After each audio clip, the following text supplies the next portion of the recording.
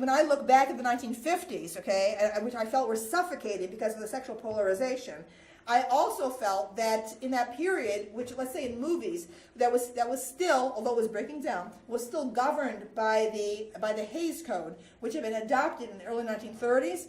Okay, I feel that Hollywood, okay, in the period under the Hays Code, okay, the oppressive Hays Code, was able to suggest eroticism and an intensity, a sizzle,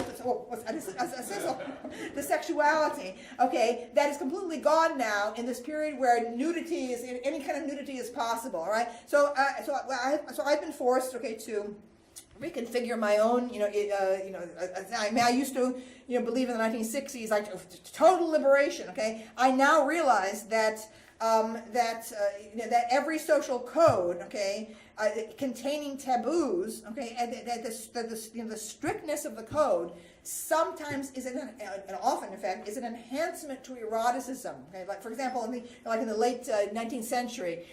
There would be a huge thing. If a woman showed her ankle, okay, there was like huge, an ankle, okay, incredible, right? It was like, in fact, Alfred Hitchcock had a foot fetish, okay, from the fact that as skirts went up, right? Every single film of his had high heels, the new high heels that showed off a woman's ankle. And slowly, more and more of women's bodies, would be exposed, okay. And the more that women's bodies are exposed, the less sexy they are, okay. All right? And so that's the thing, okay, is that.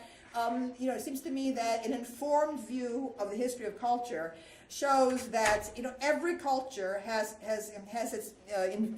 invested taboos, and that the taboos ultimately cannot be totally erased. But the moment they're fully erased, the moment they're fully discarded, okay, you actually have an end to sexual interest, sexual intensity, sexual sizzle.